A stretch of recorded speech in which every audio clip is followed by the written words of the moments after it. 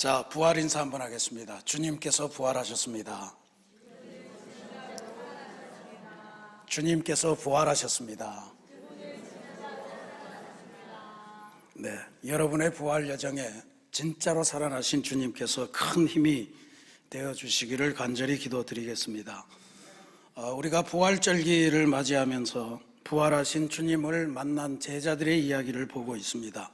오늘 두 번째로 아주 유명한 이야기죠. 엠마오로 가는 두 제자, 엠마오 가는 길, 그 여정에 나타나신 주님의 이야기입니다.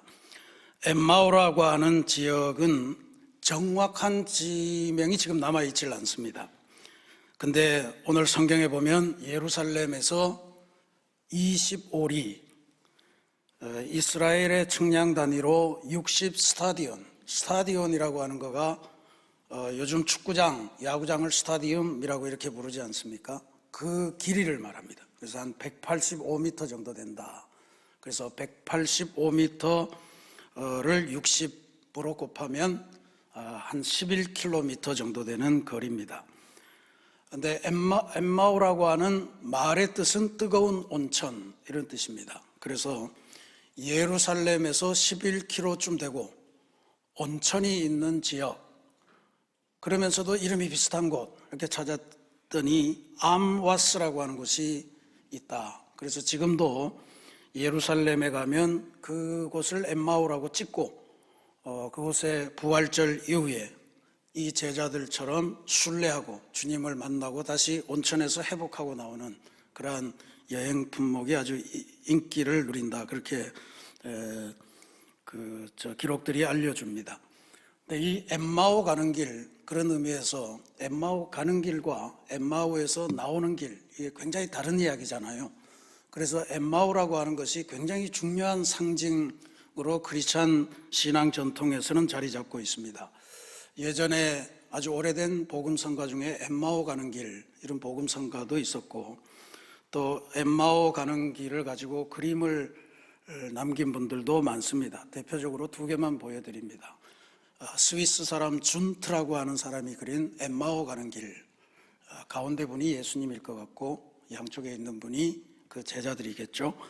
그 다음에 그 제자들과 함께 식사를 나누시는 예수님의 모습, 전 유명한 그림입니다. 렘브란트의 그림입니다. 저런 그림들도 있고, 그래서 한국에는 별로 없습니다만 미국에 가면 엠마오 모텔 이런 것도 많이 있더라고요. 또 엠마오 수련관 이런 것들도 많이 있고. 근데 아마 가장 의미 있게 엠마오의 의미를 알려주는 것으로 꼽으려면 미국 연합감리교회가 시행하는 엠마오 가는 길, 영어로 Walk to Emmaus, 엠마오로의 길, 엠마오로의 걸음 이런 뜻입니다. 그런 유명한 영성 훈련 프로그램입니다. 줄여서 위라고 하죠. 우리 새신교회 교우들도 아마 십수년 전에 미국에 가서 이 프로그램에 참여하신 적이 있다고 들었습니다.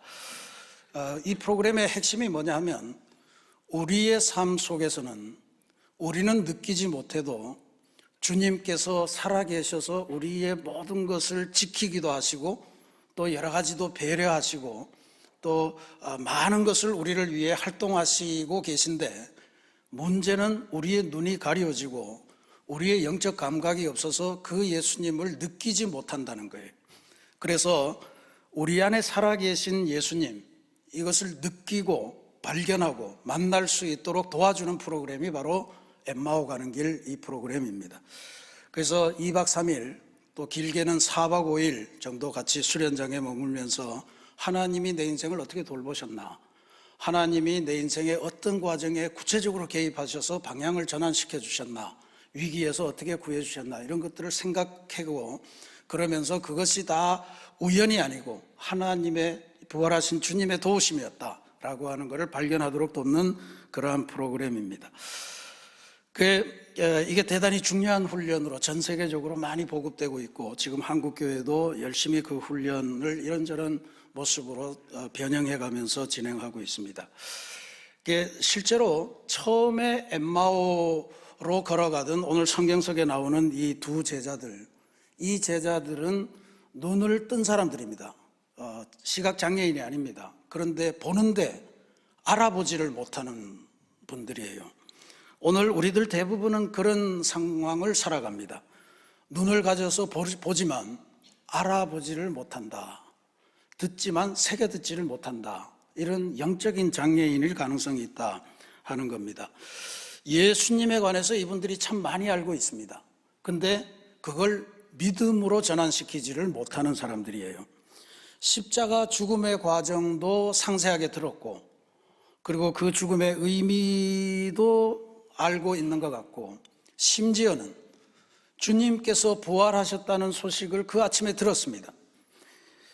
무덤이 비어 있었고 주님께서는 천사들을 통해서 갈릴리로 먼저 가 있을 테니까 그리로 와라 하는 말씀을 들었는데 믿지를 못하는 거예요.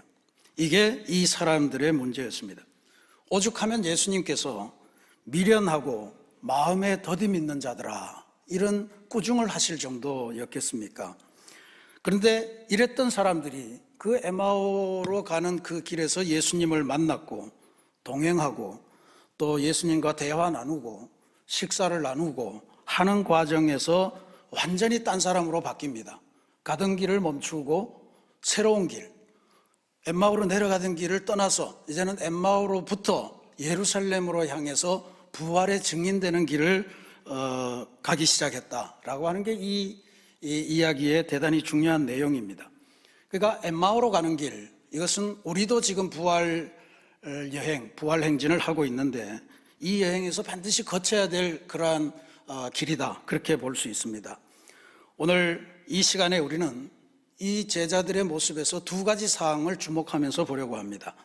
첫 번째로 그들은 예수님을 만나면서 예수님이 누군지는 알아보지는 못했는데 그 과정에서 마음이 뜨거워졌던 적이 있었다 하는 것을 나중에 깨닫는 장면입니다. 엠마오로 가는 이분들의 마음이 대단히 슬플 것이다 라고 하는 건 우리가 다 짐작할 수 있습니다. 왜 슬프냐 하면 그들이 인생의 새로운 목표로 설정하고 새로운 삶, 아마 그게 뭔지는 알 수 없었지만 그 가졌던 장미꽃 같은 그러한 미래, 이게 예수님의 죽음과 더불어 완전히 날아가 버렸다는 사실에 기인합니다. 너무 충격이 크면 그런 일이 생긴대죠. 눈에 보아도 제대로 보질 못합니다. 누가 지나가긴 갔는데 인사도 했는데 누가 지나갔는지 모르는 경우 많잖아요. 그런 상황을 지금 경험하고 있는 겁니다. 주님께서 그들에게 가까이 다가오셔서 함께 대화를 나누는데 주님을 알아보지 못합니다. 그러니까 주님과 함께 길을 걸어갔는데 우리가 영적으로 표현하는 주님과 동행, 이걸 이루지는 못한 거예요. 그냥 주님이 옆에 계셨는데도 못 알아본 겁니다. 그러니 고통스러운 삶, 절망한 삶이 해결책을 받지를 못합니다. 해결안 받는 유일한 길은 이 모든 문제를 해결해 줄 수 있는 능력의 주님, 그분이 나와 함께 가시고 그분이 나의 멘토가 되시고 그분이 나의 길을 인도하시고 계시다 라고 하는 걸 깨달으면 문제가 다 해결되는데 바로 옆에 계신데도 그걸 모르니 삶의 고통이 끝나지 않는 거예요. 근데 나중에 그들이 이런 고백을 합니다. 32절 말씀이에요. 길에서 우리에게 말씀하시고 우리에게 성경을 풀어주실 때에 우리 속에서 마음이 뜨겁지 아니하더냐. 그때는 몰랐는데 지나고 나니까 웬 순간에 마음이 뜨거워졌던 그 기억이 나는데 그게 바로 그 나그네가 우리에게 말씀을 풀어주고 우리가 이해하지 못하던 바를 고스란히 들려주실 그때였다라고 하는 걸 고백하게 된 거예요. 이게 우리의 일생에서도 나타나기를 바랍니다. 근데 이게 그냥 나타난 게 아니죠. 지금 이 사람들의 상황을 보면 예수님 만났으니까 예수님이 당연히 뜨겁게 해줬겠지 이렇게만 생각하실 일이 아닙니다.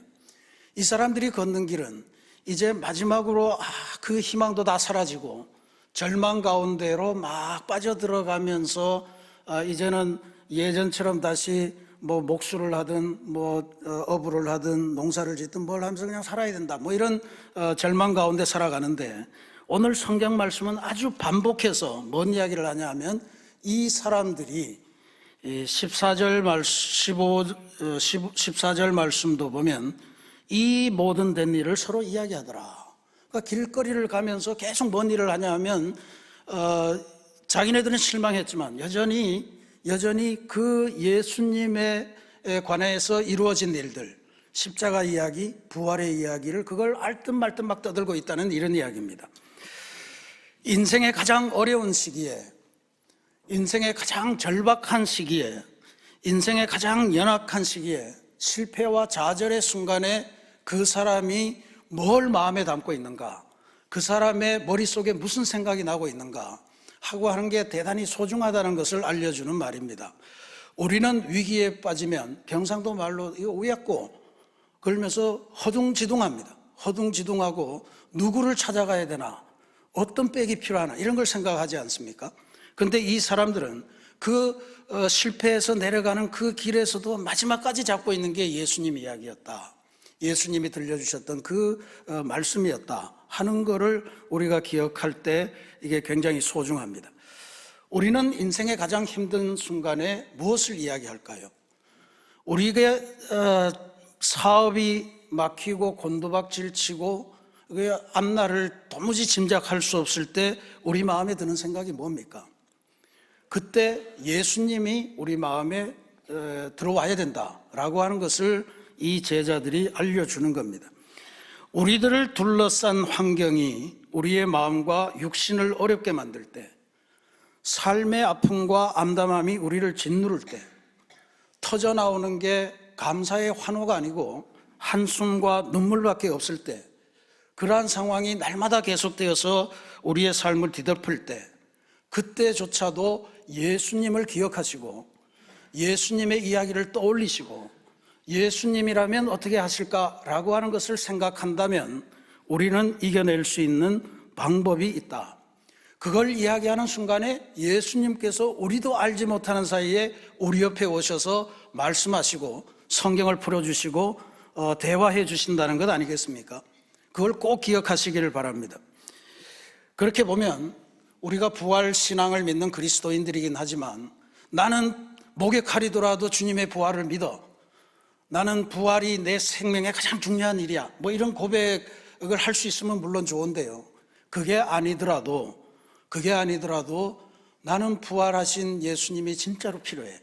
그분이 하셨던 그 말씀이 아직도 내 마음에 남아있어. 내가 이렇게 실패로 끝나가지만 절대로 포기하지 않으실 분이야 라고 하는 그 가녀린 안간힘, 예수님에 대한 그 안간힘, 그거 하나만 있으면 주님과 더불어서 새로운 삶을 시작할 수 있는 그러한 역사를 주님께서 베푸신다 하는 것을 오늘 우리가 이 말씀을 통해서 발견할 수가 있습니다. 신락 같은 끈이라도 주님을 포기하지 않으시면 여러분 다시 부활하신 주님과 함께 새 인생으로 나아가게 될 줄로 믿습니다. 두 번째로는 마음이 뜨거워졌어도 몰라봤잖아요. 근데 진짜로 결정적인 순간은 그들의 눈이 밝아져서 주님을 보게 된 그 순간입니다. 3일 전에 헤어졌는데 부활하신 예수님을 알아보지 못합니다. 그 얼굴을 잊어버렸습니다. 이건 뭐 이분들만의 이야기는 아니죠. 모든 제자들이 다 그랬습니다. 불과 3일인데 아무리 큰 충격이 있어도 이게 어떻게 가능하냐. 16절에는 그렇게 이야기합니다. 그들의 눈이 가리워져서 그인 줄 알아보지 못하거늘. 이게 알아보지 못한다, 여기서 알아본다 라고 하는 말이 헬라어로 에피그노스코 이렇게 이야기합니다. 이게 영어에 보면 그 학문의 방법론 중에 인식론이라는 게 있습니다. 인식론, 사물을 쫙 보면서 그 사물의 배경에 뭐가 있는지 뭐 하여튼 뭐 이런 것들을 주로 연구하는, 그러니까 인간의 인식에 관한 거를 연구하는 건데, 그게 영어로 에피스테몰로지 이렇게 이야기하는데, 그러니까 그 인식론이라고 하는 게 바로 이 단어에서 기인된 거예요. 그러니까 그냥 눈으로 이렇게 멀끔히 보는 게 아니고 구체적으로 알아보는 겁니다. 구체적으로 인식하는 것을 말하는 거예요. 그러니까 지금 이 사람들이 예수님을 분명히 보고 있죠. 근데 그게 3일 전에 자기들을 가르치고 십자가에 달려 돌아가신 그 예수님인 줄 알아보지 못하는 거예요. 그 인식이 없는 겁니다. 그래서 그 인식을 못하는 것 때문에 많은 성도들이 어려움을 겪습니다. 왜 예수님은 내 눈에 안 보일까? 왜 예수님은 나를 외면하시는 걸까? 이런 하소연들을 많이 하죠. 그리고 심지어 그게 더 나아가면 주님은 나를 알아보지 못하실 뿐만 아니고 나에 대해서 별로 생각도 없으신 분이신 것 같고 나로부터 멀어지시려고 하는 분인 것 같다, 이런 오해도 같습니다. 28절 말씀에 보면 그러한 상황을 짐작케 할 수 있는 말씀이 나옵니다.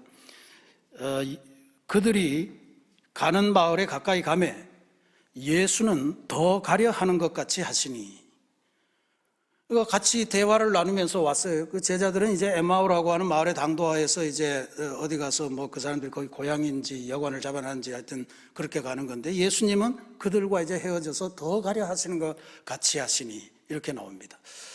제자들이 아직도 회복된 상황이 아니지 않습니까? 여전히 못 알아보고 있는 상황인데 예수님은 그들과 작별을 하려는 것처럼 보여요. 그러니까 이런 모습을 보면서, 그래, 나도 옛날에 그랬어. 내가 뭔가 좀 예수님하고 관계를 맺어보려고 하는데 하는 일마다 안 되더라고. 예수님께서 나를 자꾸 떠나시는 것 같아. 뭐 이런 그 억울함을 하소연 하는 분들이 많으십니다. 진작에 내가 바로 3일 전에 헤어진 너의 스승이야, 내가 십자가에서 부활했어 라고 알려주셨으면 이런 일은 없을 텐데, 그 말씀도 안 하시고 뜸들이시고 알듯 말듯 모를 듯 성경만 이야기하시다가 그냥 가시려고 하신다 라고 하는 게 우리 성도들이 갖는 예수님에 대한 몰리애고 원망입니다. 주님 왜 그러셨나요? 나는 그때 너무 괴로웠는데 그때 한마디라도 내가 바로 예수니라 이야기해 주셨으면 될 텐데 왜 그걸 안 하십니까? 이런 생각하지 않습니까? 근데 예수님은 살아생전에 뭐라고 그러셨냐 하면, 내가 너희들을, 마지막 설교에서 그러셨어요. 내가 너희들을 절대로 고아처럼 홀로 내버려 두지 않을 거다. 그러면 지금 가시는 분하고 그 약속하신 분하고는 뭔 이야기입니까? 그래서 보면 예수는 더 가려 하는 것 같이 하시니 라고 하는 말은 바로 예수님의 교육의 방법이다 하는 걸 느낄 수 있습니다.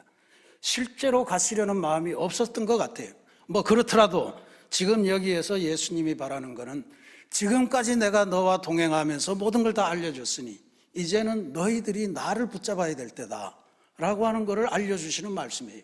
이제는 너희들이 나서서 나를 붙들고 나의 가는 길을 멈추고, 주님 뭐라고 그랬습니까? 여기 때가 저물어 가고 날이 이미 기울었나이다.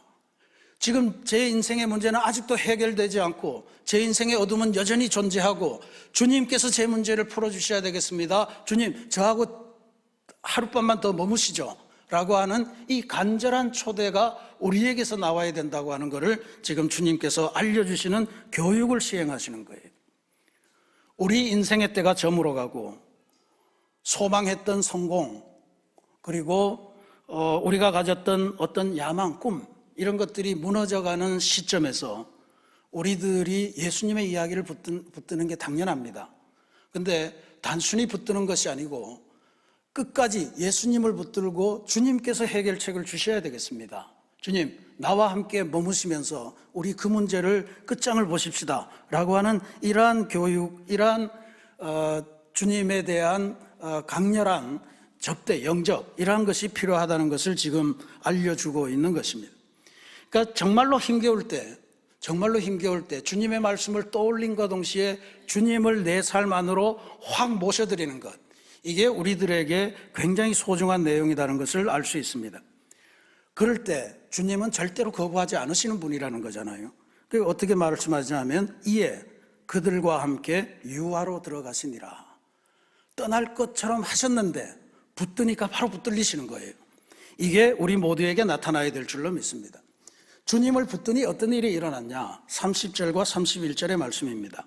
그들과 함께 음식 잡수실 때에 떡을 가지사 축사하시고 떼어 그들에게 주시니 그들의 눈이 밝아져 그인 줄 알아보더니. 주님과 그냥 막연히 걸어갈 때는 몰랐는데 직접 주님과 본격적인 친교를 시작하고 나니까 비로소 그들의 가리웠던 눈이 밝아진 겁니다. 그리고 그들의 눈이 밝아지면서 주님을 비로소 알게 된 거예요. 세상을 보는 눈이 바뀐 것입니다. 지금까지는 내 꿈이 무너졌어요. 나의 사랑하던 스승이 죽었어요. 모든 게 다 끝났어요 라고 했던 눈이었는데, 이제는 그분이 부활하셨어요. 진짜로 살아나셨어요. 그분이 지금 내 앞에 와 계세요. 나로 하여금 새로운 인생의 목적을 주시고 계세요. 무너졌던 관계를 회복시키시려고 노력하시는 거예요. 이렇게 바뀌면서 그들이 곧바로 일어나서 엠마오를 떠나서 오던 길, 예루살렘에 숨어서 예수님을 만나고도 알지 못하는 그 사람들을 향해서 부활의 소식을 전하러 가는 인생으로 바뀌었다, 이런 이야기입니다. 오늘 본문에 나타난 이 예수님의 행동을 보면 이렇습니다. 하루 종일 걸어가시면서 말씀을 들려주시고 저녁 식탁에 함께 앉으셔서 떡을 들어서 축복기도 해주시고 떼어주시고 제자들에게 나누어 주셨습니다. 근데 이 행동으로, 예수님의 이 행동 이후에 제자들의 삶이 완전히 바뀌었다라고 하는 거죠. 이 대단한 기적 아닙니까? 놀라운 기적입니다. 이게 2000년 전엔 그랬는데 지금은 도대체 어떻게 되는 걸까? 제가 곰곰이 생각을 해봤더니 지금 이 에마오로 가는 길, 이게 어떤 특별한 영성 훈련이나 이런 것에 있지 않고 우리들의 일상생활 속에 이 에마오로 가는 길이 들어와 있다라고 하는 것을 깨칩니다. 저는 대표적인 것이 바로 지금 우리가 드리고 있는 이 주일 예배라, 그렇게 믿습니다. 예수님의 부활로 인해서 우리는 안식일에 예배 드리는 전통을 없애고 주일에 예배를 드리는 신앙 전통을 갖게 되었습니다. 왜냐하면 안식 후 첫날 새벽에 여인들이 예수님의 무덤을 찾아가면서 비로소 예수님이 부활하셨다라고 하는 소식이 세계 곳곳으로 퍼지기 시작했던 거예요. 그러니까 예수님이 부활한 시점이 언젠지는 알 수 없으나 어쨌든 안식 후 첫날, 오늘 우리가 믿는 이 주일날에 예수님의 부활 소식이 떠났고 예수님을 만나기 위한 노력, 예수님을 만나려면 어디로 와라, 뭐 이런 예수님의 초대도 있었던 것을 우리가 기억합니다. 그래서 우리가 주일에 예배 드리는 거예요. 그러면 주일에 예배 드린다고 하는 것의 의미가 뭡니까? 바로 부활하신 주님을 만나는 게 주일 예배예요. 부활하신 주님을 만나기 위해서 애쓰고 치장하고 열심을 다하고 뭐 이러면서 와서 이 예배에 참석하는 겁니다. 내가 주님과 동행하고 있을까? 내가 진짜로 주님과 동행하고 있을까? 나는 지금 어떤 길을 걸어가고 있을까? 내가 가는 길의 목적이 제대로 정확하게 잡혀 있는 걸까? 내가 가는 길을 주님은 기뻐하실까? 뭐 이런 여러 가지의 문제를 가지고 성찰하는 것이 바로 주일입니다. 우리는 지금 모든 삶의 단계를 한 주일씩, 한 주간씩 그렇게 보내잖아요. 7일을 한 단위로 해서. 그러니까 이게 지금 일주일 동안을 정신없이 살아가지 않습니까? 경쟁의 그물이 우리를 덮어쓰고 있어요. 어떻게 하면 남들보다 한 걸음이라도 빨리 갈 수 있을까라고 하는 거를 생각하며 살아가는데, 그런 과정에서라도 이 주일의 성찰, 주일에 하나님 앞에 앉아서 하나님, 제가 정말 제대로 길을 가고 있는 것입니까? 제가 정말 하나님의 손을 잡고 가고 있는 것입니까? 혹시 제 야망, 제 욕망 때문에 주님을 억지로 끌고 간다고 애쓰고 있는 건 아닙니까? 우리가 지난 금요일에 사도행전에서 보셨듯이 혹시라도 가시채를 뒷발치를 해가면서 그렇게 주님을 어거지로 믿고 있는 건 아닌가요? 라고 하면서 우리 자신의 삶을 성찰하는 것, 그게 바로 주일 예배의 중요한 요소입니다. 예배가 주는 능력입니다. 거기에서 다시 우리들의 삶을 정비하고 주님과 함께 걸어가는 길, 주님이라면 어떤 길을 걸어가실까? 주님이라면 어떤 선택을 하실까? 주님이라면 어떤 삶을 살기를 원하실까? 라고 하는 것을 생각하면서 주님과 더불어 다시 파트너십을 형성하고 길을 걸어갈 채비를 하는 것, 이게 주일 예배가 감당하는 일이에요. 그러니까 주일 토요일 월요일 쉰다, 자 잘됐다, 연휴다, 이제 어디로 가자, 뭐 이런 생각을 하시면 안 된다는 이야기예요. 주일을 거룩하게 지키셔야 됩니다. 우리 새신교회 교우들 주일 예배를 이렇게 드리면 좋겠다 하는 방법을 하나 제안하려고 합니다. 지금 우리 주일 1, 2, 3부 예배는 전부 다 찬양하는 가운데 기도하면서 예배를 준비하도록 그렇게 디자인되어 있습니다. 1부 예배는 은혜의 아침이라고 하는 연주팀이 와서 예배를 준비합니다. 2부 예배는 온세대 예배인데 거기에는 새노래 찬양단이 또 찬양으로 예배를 준비합니다. 3부 예배는 찬양의 샘이라고 하는 팀이 여기 와서 한 35분, 40분부터 연주를 시작해요. 어느 것 하나 여러분 손을 들고 찬양해야 됩니다. 그거 강압하지 않습니다. 그냥 연주를 하면 여러분들이 좋아하는 찬송이면 따라하시고, 아니면 이 음악을 백뮤직으로 해서 여러분들이 기도하면서 부활하신 주님이 나타나시기를 기다리는, 그것이 우리의 예배가 되기를 간절히 바라요. 허겁지겁 늦었는데 뭐 이러면서 들어오시는 거는 아마 그래도 주님이 만나주시긴 하겠지만 반가운 만남이 될 수는 힘들지 않겠나, 그런 생각을 갖습니다. 그래서 반드시 찬양과 묵상을 하시면서 옷차림을 바꾸는 것만이 아니고 우리의 마음이 새롭게 정비되면서 부활하신 주님을 만나고, 그 부활하신 주님이 말씀을 풀어주시고 성경을 이해되게 하시고, 내가 이런 인생을 살았어야 되는데 잘못 왔구나, 다시 방향을 바꾸고 신발끈 고쳐매고 새롭게 부활의 증인되는 삶으로 나아가시는 그런 역사가 바로 우리 새신교회 주일 예배가 갖는 능력이요, 그 예배를 여러분들이 드리시기를 간절히 부탁을 드립니다. 사랑하는 우리 새신교회 성도 여러분, 지금 우리 모두는 어쩌면 다 한 분도 예외 없이 엠마오로 가는 제자들의 마음을 가졌을 겁니다.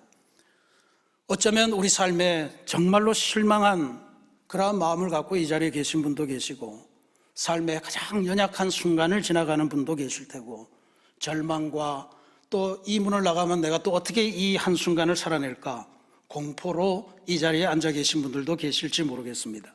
근데 오늘 말씀에서 배우셨잖아요. 우리의 상황이 아무리 어렵더라도 주님을 이야기하는 마음, 주님의 말씀을 놓지 않겠다라고 하는 이거를 꼭 갖고 계시면 주님께서 찾아오셔서 우리의 마음을 식었던 것을 다시 뜨겁게 하시고 새롭게 부활의 주님과 손을 잡는 그런 역사를 베풀 줄로 믿습니다.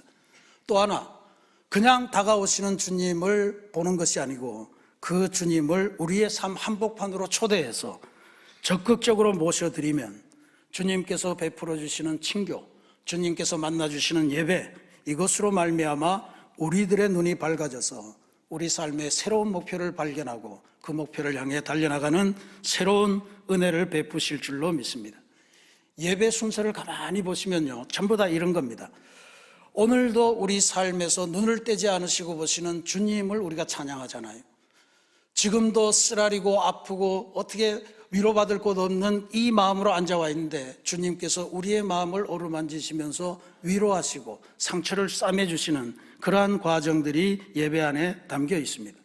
절망하고 있는 삶을 어루만지시고 위로하시는 주님을 만나는 게 바로 예배입니다. 꼭 그런 예배를 드리시기를 부탁드립니다. 아울러서 우리가 이렇게 만난 이 주님, 내가 새 인생을 가도록 힘주신 그 주님, 우리의 인생을 새롭게 하시는 그 주님을 이제는 여러분 주변에 역시라도 엠마오 비슷한 길을 걸어가는, 절망하고 될 대로 되라, 죽지 못해 산다 이런 말 하시는 분들에게 다가가셔서 아니다, 새로운 인생을 살 길이 있다, 부활의 주님을 만나면 된다, 그 말씀을 전해주시고 함께 부활의 길로 들어서시는 부활의 증인으로 힘차게 새로운 길을 떠나시는 여러분들 되시기를 주님의 이름으로 간절히 축원합니다. 같이 기도하겠습니다.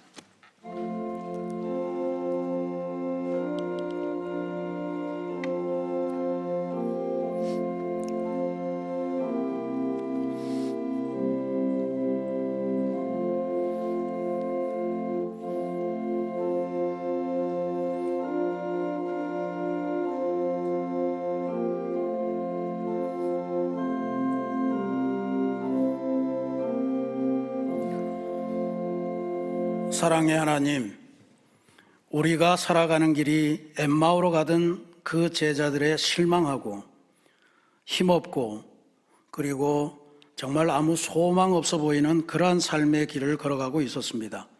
그런데 예수님에 관한 이야기를 놓지 않았더니 주님께서 오셔서 개입하시고 함께 대화 나누시며 하나님의 말씀을 잘 풀어주시고 가슴 뜨겁게 만들어주셨던 그 역사를 기억합니다. 또한 이제 떠나려고 하는 주님을 적극적으로 붙들어서 삶 속으로 영접했더니 비로소 함께 예배를 드리시며 그 예배 드리는 속에서 우리들이 가려워졌던 눈을 벗겨주시고 새로운 인생을 걸어갈 수 있도록 힘 주시고 방향을 조정해 주셨던 그 예수님을 오늘 우리들이 다시금 기억합니다. 이 예수님을 우리가 만나는 그러한 우리 새신 성도들이 되게 도와주옵소서. 엠마오 가는 길에서 엠마오로부터 나와서 부활의 증인되어 새 길 걸어가는 위대한 역사를 체험하도록 인도하여 주옵소서. 예수님 이름으로 기도합니다. 아멘.